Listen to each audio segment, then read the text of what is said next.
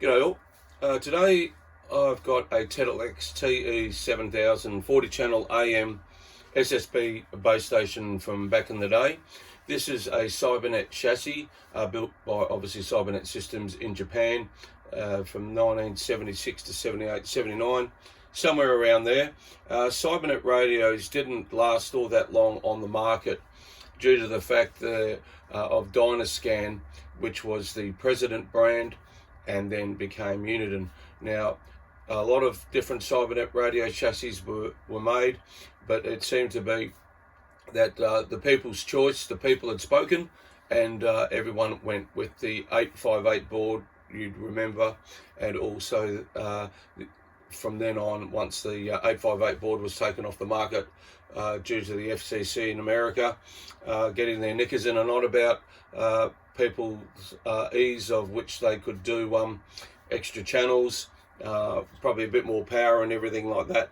So that's why the 858 board was taken off, and the MB8719 chip was designed, and that just presented a whole heap of other problems in regards to modification of boards in regards to channels. By then they'd probably just given up. So let's get back to this guy. So Cybernet. So Cybernet, as I said, 1976, 1978, somewhere around there. They didn't have as much popularity with CB people for whatever reason. They're a really good board. I'm not too sure what the reason was. When I was a young CB grommet back in the day, and obviously I'm here in Australia, we used to have a magazine called CB Action, and from what I've got a few copies of different editions, and from what I can remember, this was badged as the Apollo here in Australia. They do run under a couple of different banners, this chassis itself. You've got the Tedelex, you've got the Apollo in Australia, and also you've got the Lafayette Telsat 140. All identical radios. The only thing different was the front fascia. All the setups were the same. I personally liked the Apollo because the difference between the Apollo and the Tedelex, by memory, and I'm sure somebody will correct me if I'm wrong, was this speaker here was actually black. So I didn't mind it. I quite liked the look of the Australian Apollo, but for some unknown reason from what I can remember from reviews and that, they were always never given as good a review as the Dynascan boards, hence being the 858 and the MB8719 boards. Okay, so let's have a look at some of the features. This is a really feature-packed CB radio. It's got a lot of bells and whistles, so to speak, and everything was very well designed. The only thing probably they may have done better, I probably would have put the volume and squelch controls down on here, and probably shifted some bits and pieces around so it was all in line, but it's 6 of one, half a dozen the other. The channel selector knob probably could have been a little bit bigger, but yeah, it's easy enough to use, but having a small diameter on there it's a little bit harder to move. Yeah, all these knobs here and everything, really easy to use.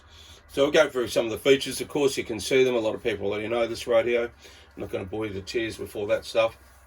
Apart from the inevitable PA-CB switch on a base station radio, why you'd have that feature on, I don't know. In fact, why you'd have it full stop was a mystery.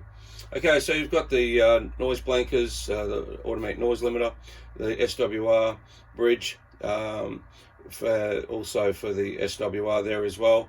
You've got that little guy, the high-low tone, which was a pretty good idea. You've got the SWR bridge controls there, RF gain, clarify the usual suspects, mic gain, squelch, and volume. What I did like about these radios, and this radio is 100% original at the moment, was the nice big meters. Really good to look at, especially as we all get a bit older and things become harder to read. This radio is 100% stock. It's never been touched. It's still got the old globes in there that I'm not too sure, like when they were brand new, hopefully they were a little bit brighter, but they still present very well. The radio's got full power. There's not much to really say about these radios. This is a 222 40 volt radio, and it also runs off 13.8 volts as well. I don't know the history, and I could easily look it up, but of Tedelex itself, who the what market it was, whether it went into South Africa or Europe. These radios sort of enjoyed a fair bit of success as one of the better Cybernet chassis built. I'm sure everyone's familiar with the other Cybernet chassis. That would have been the GE Super Bass, the Midland Super Bass. Craig had a Super Bass. They were all Cybernet chassis, and they enjoyed a lot of popularity. And it's basically all the same board. There wasn't much, and there's not much difference between, apart from the power supply, on a base station radio and a mobile radio of the same genre as in regards to, this was a base station and then they brought out a mobile. Apart from the power supplies, the boards were all exactly the same. The only thing that was really different was obviously the layout, the case. The mobiles were smaller, but they both used the same boards. I read with some sort of perplexion, I suppose you'd say, that some people were saying that the base stations were performing better than the mobiles, and in a couple of magazines, editions of different CB radio magazines, and I was quite amused by that, the fact that it's exactly the same board, exactly the same radio, and they'd put the base station, because you can obviously run these off 12 volts, so if you wanted to, you put them in a car or a camper van or anything you wanted to do. And a lot of people's perceptions were that because it was bigger and everything, it was better, and actually that's far from the case. And a lot of mobile radios would, in some instances outperformed the base station radios. That's all I've probably really got to say about this guy, Tedelex TE-7000. It's got a CB9SA model identification on top. But yeah, a very collectible radio these days. As I said, those radios were made in the 1970s, and they're getting on a bit. It's probably got a few little marks and bits and pieces. What do you expect a radio that's 40, 50 years old now? But it works just as good virtually as it did back in the day. I've had it on the bench, and it's hearing at 0.5 or less of a microvolt, so it's working really well. There's not a lot on radio this morning, obviously here in Perth. What have we got? January at the moment, so we're in our full summer cycle. Nice and warm here today, I think about 38 degrees Celsius, but there's not a lot on. The skip is infrequent here into Perth at the moment.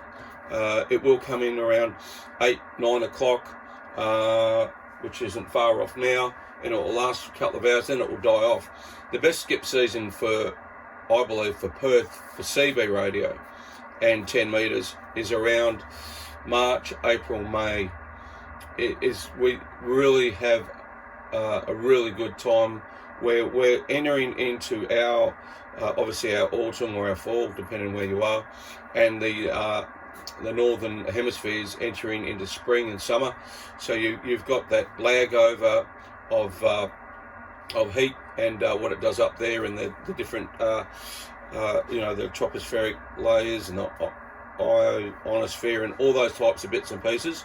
So yeah, usually around those 3 months of the year, it really starts to ramp up. We are getting a little bit of Italy and Ireland at the moment into Perth, and then last Saturday there was Hawaii as well coming in on 38. But we're on 38 now, and it's as dead as a doornail. Okay, well there's the radio. I hope you enjoy this video. Don't forget, like, subscribe, share, do all that crazy stuff, and I'll catch you all in the next video. 73 for now, guys.